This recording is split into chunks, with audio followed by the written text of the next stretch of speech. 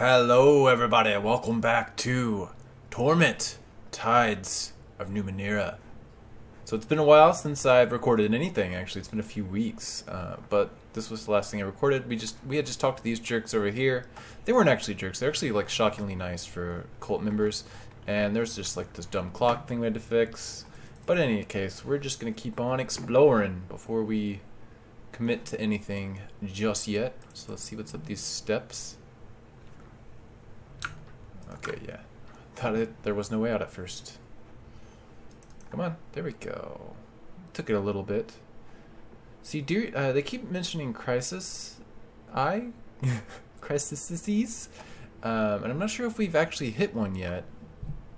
Because I know that was like going to be the system of like events or whatever, but I think we've mostly just have conversations. I'm not sure what qualifies as a crisis. I guess that I don't know. I assume we'll find out soon. Ausen Piri.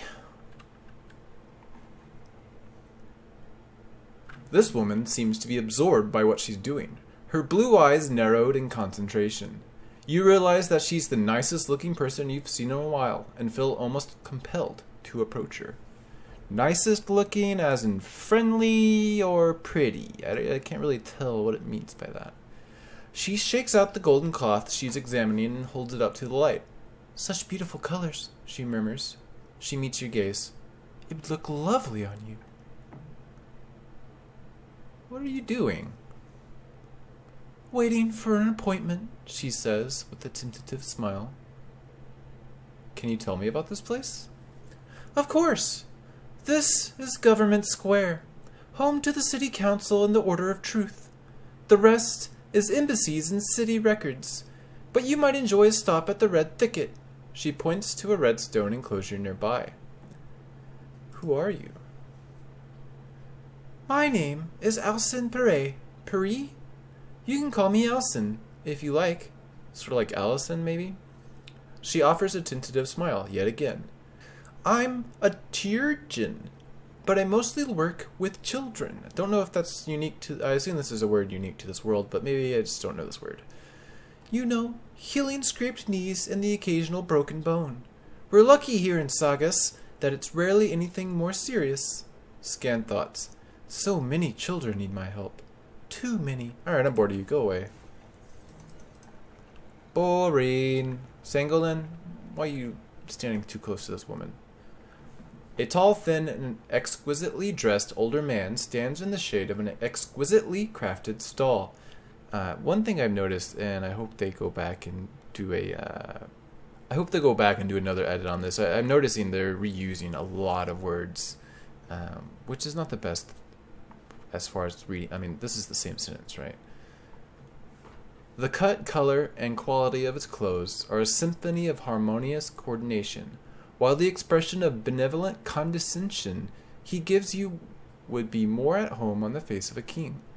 And, you know, having said that's one of the hardest things that you do when you're writing is my biggest thing is I use the word that all the time. So anytime I write something, especially fiction, but like literally anything that's important, I'll just like Control F that and try to get rid of as many of them as possible, just because I just use that word so much when I'm writing. I don't know why. I don't think I really use it while talking too much, which is what's interesting. But maybe I do. Maybe I've said it like 5 times in the past 2 sentences. I don't know. I'm not keeping track. Good afternoon, he says, bowing slightly. I am Sangolin, and this is my store. Sangolin's Fittings. Welcome! How may I be of service? What do you sell here? I sell the finest city wear for discerning men and women, as well as quality armor for those traveling to less civilized locales. He clears his throat and directs your attention to a well-dressed mannequin wearing the badge of a city official. Also, it is our honor to have been chosen to provide the city of Sagas Cliffs with the official badges worn by all properly credentialed city employees. You may trust in their trust in us. So if we need a city uniform, if we have the credentials, the proper credentials, we can come here and get it. Interesting thing to note. I don't really need to know. Tell me what you know about the people in this district. I'm not one to gossip, sir, but if you insist. Who do you wish to know about? What about Alison? Right over here. She's a little too close. We can't really talk about her too loud, but I want to know if she's cool or not. Maybe she has a hookup. I don't know. She stops here often, though she doesn't always buy something. I know little else about her, except that she's a chirurgeon who administers to children. He raises his eyebrows. I don't think that's all she does. Sometimes I see her speaking to strangers from elsewhere in the city. Married couples, usually. It all seems very hush-hush, if you know what I mean. I knew she had the hookup. I knew it. Alison, give me the hookup. Come on. Oh, no. Alright, I guess we're just not cool enough. We probably need a shower, to be. I'm being completely honest. Gibra dignitary. I don't know how to talk to dignitary. Hey, Glaive, what's up? Hey. That was so rude. I'm gonna cry. Do we have a map? Yeah. Red Thicket? Is this a bar? Have we found our bar? Bar? Hello? Bar? I don't know. They're just kind of like standing here. I don't think it's really a bar. Gibra, Ambassador, Ayin, who knows? You sound interesting. Lee boring. Ayin, who knows? This woman's expression defies easy definition. It is cool and professional, but focused, interested. She nods at you and clasps her hands. I haven't seen you in here before, she says. Her voice is oddly muted. Before we begin, you should understand where we are. She gestures to one of the plant-like structures nearby. This is the Red Thicket. No one can listen in on our conversation here. You can only hear me because I am speaking to you directly. Oh, so they have like private. This is like, oh, that's really interesting. No one can like spy on your conversation, I guess. One of her eyebrows arches suddenly. You are trying to scan my thoughts. You won't find anything in my mind, of course. If I could be undone by so simple a trick, I'd be out of business. She flicks the air near her shoulder, though nothing is there. It's a useful skill, nonetheless. People's best secrets are rarely found on the surface, but their thoughts can guide you, if you listen. I expect you and I will have much to talk about. Well, Ayin, what do you know? Have you come to trade? I can't read your thoughts, but you can read mine? No, she gives you a reassuring smile. If I could, I'd have no need to trade now, would I? Don't worry, I'm a broker, not a thief. An information broker. I am a knowledge broker, she says. Sorry, a knowledge broker, not an information broker. A hunter of information. Come to me with questions, and if I have answers, I will trade them. She straightens further and blinks once, managing to make the simple action look as though it was planned in advance. My pricing is simple. A secret for a secret. The only condition is that it must be one I do not already know, and I should warn you that I know a great deal. How do I know you won't claim to know a secret you've never heard before? Sounds like a fair deal. What's the catch? Sounds like a fair deal, to be honest. It is, she agrees, but there is something you should know. Anything you choose to tell me will of course be traded to others in due time. A rare slight smile graces her lips. In short, if you wish to keep something a secret, don't tell it to me. See, this is an interesting concept because, well, first of all, it's an interesting game concept because I don't know if it's actually going to come back to us. I'm sure, like, it will, maybe. Otherwise, why present that information to you? But it's also an interesting concept in real life of an information broker, right? Because these people do exist where basically you go to them for information, but they need information to survive. So, of course, they have their spies and whatever, but, you know, giving them that information for free, I think it's probably preferable to them. And so that would be it's just an interesting business to think about.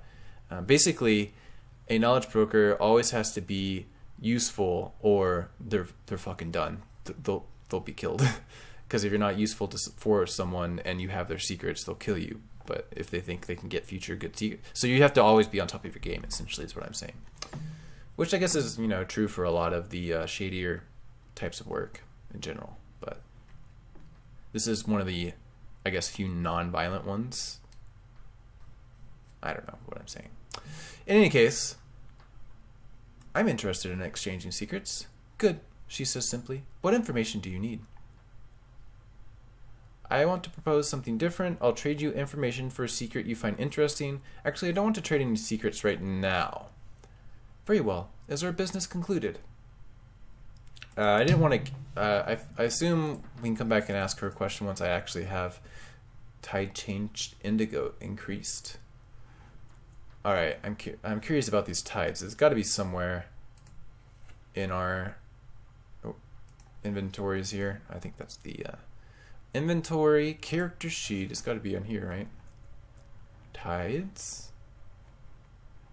Fetals, stats, tier 1. We haven't leveled up yet.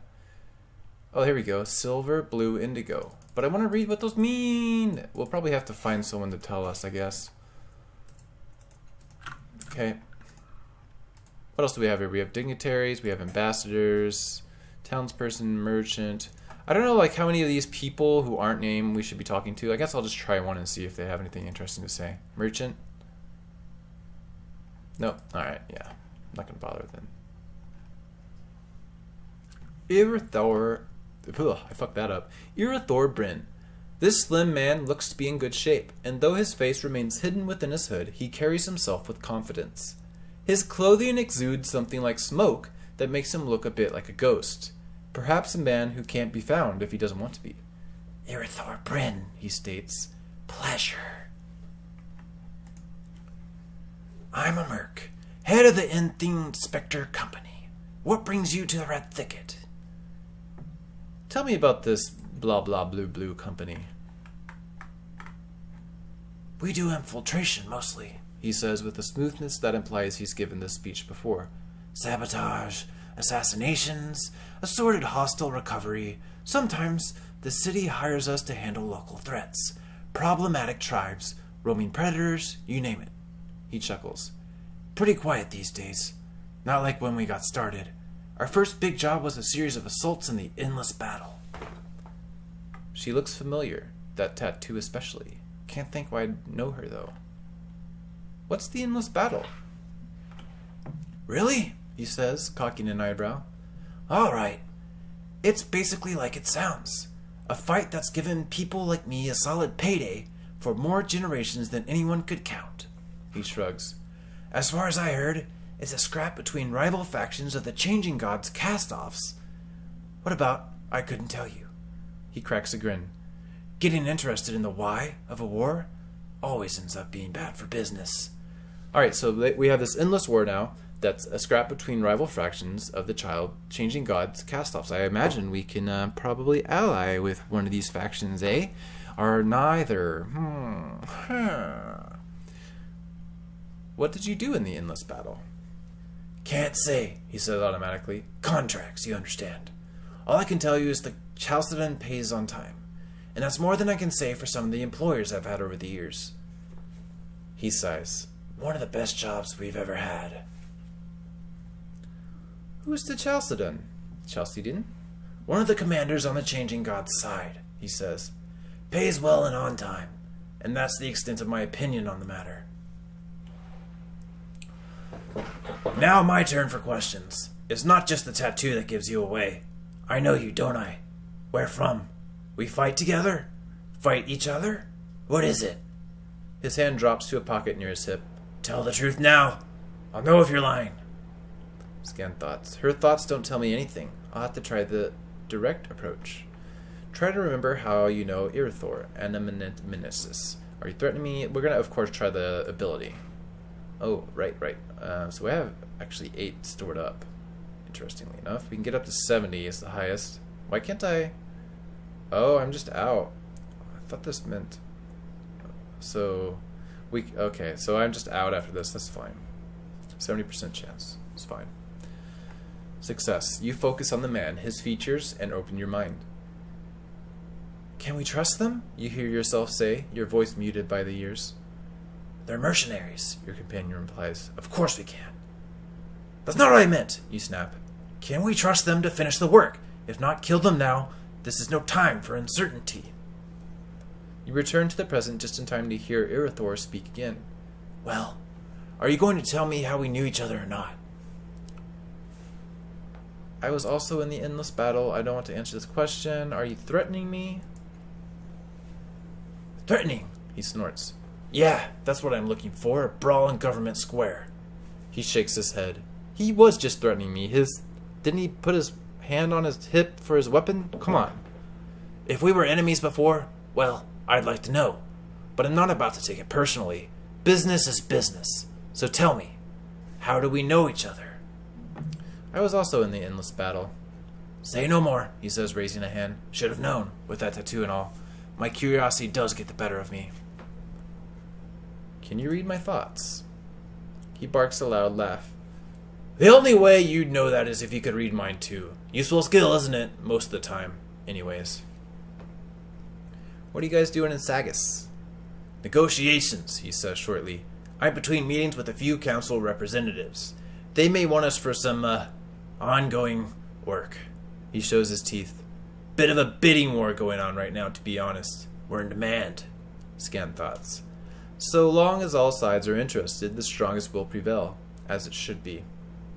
Farewell, Irathor.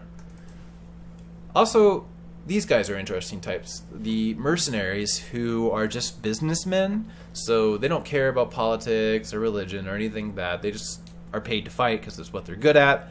But they don't, if you're on the opposing side, they don't really have anything against you. They'll just kill you. I don't know how I feel about these type of people.